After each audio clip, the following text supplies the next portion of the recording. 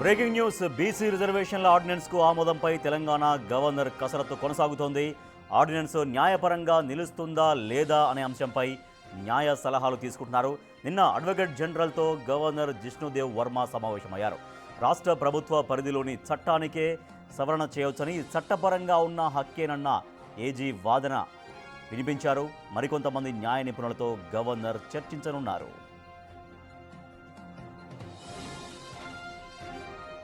ఈ ఆర్డినెన్స్ జారీ చేసే అధికార పరిధి రాష్ట్ర స్థాయిలో ఉందా లేదా, న్యాయపరంగా ఇది నిలుస్తుందా అని గవర్నర్ ఆరా తీస్తున్నారు.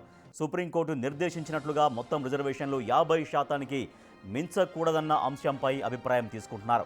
ప్రభుత్వ వాదనను న్యాయ నిపుణులు గవర్నర్కు వివరిస్తున్నారు. రిజర్వేషన్లు అమలు చేసే అధికారం ఆర్టికల్ 243D ఆఫ్ 6 ప్రకారం రాజ్యాంగం రాష్ట్ర ప్రభుత్వాలకు కల్పించింది. ఆర్టికల్ 243 ఆఫ్ 6 ప్రకారం మున్సిపాలిటీలో బీసీలకు రిజర్వేషన్ కల్పించే అధికారాన్ని రాష్ట్ర ప్రభుత్వానికి రాజ్యాంగం కల్పించింది.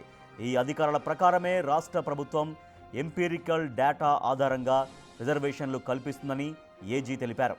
రాజ్యాంగం ప్రకారమే ఈ ఆర్డినెన్స్ ఉందని ఏజీ వివరించినట్లు సమాచారం.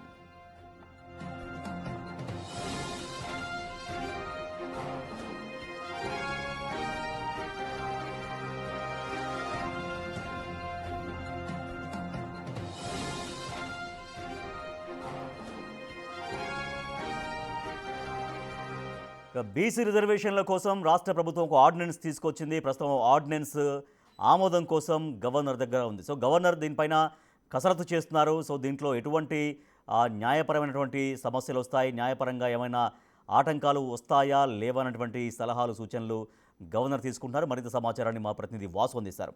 వాసు, గవర్నర్ కసరత్తు ఎట్లా కొనసాగుతుంది? సో ఏజీ ఏం చెప్పారు, తర్వాత ఆయన ఇంకా ఎవరెవరి దగ్గర నుంచి ఎటువంటి స్థాయిలో ఆర్డినెన్స్ పైన కసరత్తు చేస్తున్నారు, న్యాయ నిపుణుల సలహాలు తీసుకుంటున్నారు గవర్నర్?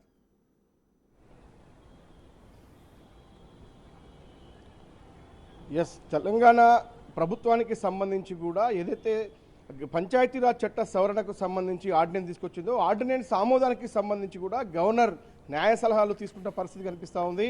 నిన్న అడ్వకేట్ జనరల్తో కూడా భేటీ కావడం జరిగింది.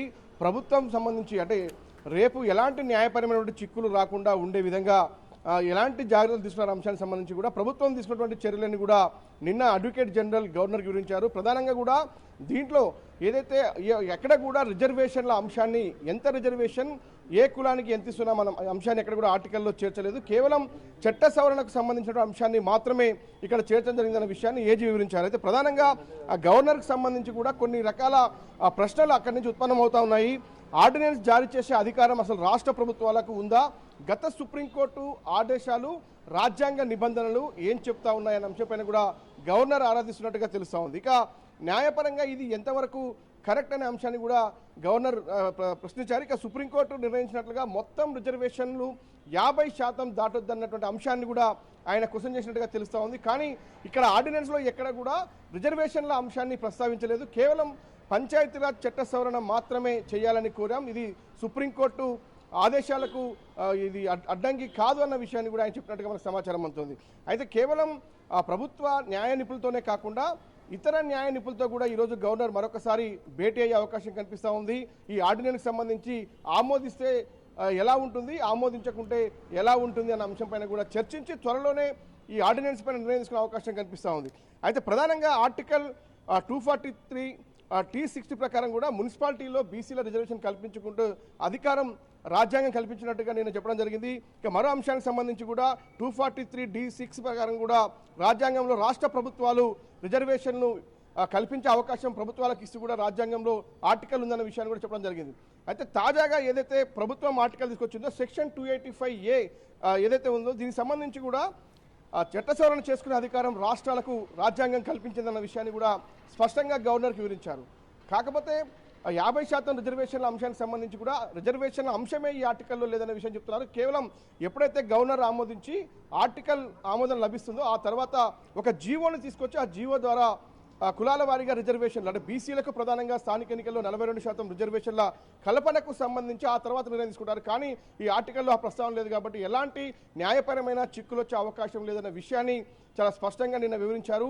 మరికొంతమంది న్యాయ నిపుణులతో కూడా లీగల్ ఎక్స్పర్ట్స్తో కూడా ఈరోజు గవర్నర్ భేటీ కాబోతున్నారు. ఆ భేటీకి తర్వాత 2-3 రోజుల్లోనే ఈ ఆర్డినెన్స్ పైన కూడా గవర్నర్ నిర్ణయం తీసుకుంటారు. ఆమోదిస్తారా, తిరస్కరిస్తారా, ఒక ఉత్కంఠ అయితే కొనసాగుతుంది. మరోపక్క ఈరోజు ముఖ్యమంత్రి రేవంత్ రెడ్డి ఢిల్లీ బయలుదేరి వెళ్లారు. అక్కడ కూడా బీసీ రిజర్వేషన్ల అంశానికి సంబంధించి కూడా కేంద్ర ప్రభుత్వం అపాయింట్మెంట్ కోవడం జరిగింది నరేంద్ర మోడీకి సంబంధించి. రేపు కూడా ఇదే వాసు ఒకవేళ అంశానికి గవర్నర్ సంబంధించి తిరస్కరిస్తే కూడా ఆమోదించకపోతే ఇండియా కూటమి ఎంపీలందరికీ కూడా పవర్ ప్రభుత్వం పాయింట్ స్టెప్ ఏ ప్రజెంటేషన్ ఉండబోతోంది? ఎస్, ఏదైతే ఆయన వ్యవధిస్తున్నటువంటి ప్రశ్నలను చూస్తూ ఉంటే మాత్రం రిజర్వేషన్లు 50% దాటే సుప్రీంకోర్టు ఆదేశాలను ఉల్లంఘించినట్టు అవుతుంది. కాబట్టి ఇది రాష్ట్రపతి దగ్గర కూడా బిల్లు పెండింగ్లో ఉన్నటువంటి నేపథ్యం కూడా కనిపిస్తూ ఉంది. కాబట్టి ఒకవేళ గవర్నర్ ఆమోదించకుంటే రాష్ట్ర ప్రభుత్వానికి సంబంధించి కూడా పార్టీల పరంగా రిజర్వేషన్ను కల్పిస్తూ ఎన్నికలకు వెళ్లే అవకాశం కనిపిస్తూ ఉంది. ఎందుకంటే హైకోర్టు ఇచ్చినటువంటి గడువు మరికొద్ది రోజులు, మరో 2 నెలలు మాత్రమే ఉంది గ్రామ పంచాయతీ ఎన్నికలకు సంబంధించి. కాబట్టి మరికొద్ది రోజుల్లోనే ఒక షెడ్యూల్ విడుదల చేసి కూడా ఎన్నికల కమిషన్కు వివరించే అవకాశం ఉంది నోటిఫికేషన్ కోసం. కాకపోతే ఆమోదం ద్వారా ముందుకెళ్తే 42% రిజర్వేషన్లకు ఎలాంటి అడ్డంకం లేకుండా పంచాయతీ ఎన్నికలు, జరగబోయేటువంటి ఇతర మున్సిపాలిటీ ఎన్నికలకు సంబంధించి కూడా పూర్తిస్థాయి ఎన్నికలకు పోవచ్చు. కాకపోతే ఆర్డినెన్స్కు ఆమోదం లభించకుండా, ఢిల్లీలో బిల్లు ఆమోదం లభించకుండా పార్టీల పరంగా, అంటే కాంగ్రెస్ పార్టీ ప్రభుత్వంలో ఉంది కాబట్టి పార్టీ పరంగా 42% రిజర్వేషన్లు స్థానిక ఎన్నికల్లో కల్పించేందుకు దాదాపుగా సిద్ధమైనట్టుగా మనకు సమాచారం అందుతుంది. ఎట్టి పరిస్థితుల్లో ఈ స్థానిక ఎన్నికల్లో రిజర్వేషన్ అయితే కల్పించేందుకు ప్రభుత్వం ముందుకెళ్తా ఉంది. Right, thank you Vasu. రాష్ట్ర గవర్నర్ జిష్ణుదేవ్ వర్మ రాష్ట్ర ప్రభుత్వం బీసీ రిజర్వేషన్ల పైన ఇచ్చినటువంటి ఆర్డినెన్స్ పైన ఆయన న్యాయ సలహాలు తీసుకుంటున్నారు, కసరత్తు చేస్తున్నారు. సో మరి దానికి ఆర్డినెన్స్కి ఆయన ఆమోదం చెప్తారా లేదా తిరస్కరిస్తారా అనేది మరికొద్ది రోజుల్లో, మోస్ట్లీ ఒక 2-3 రోజుల్లో తెలిసే అవకాశం ఉంది.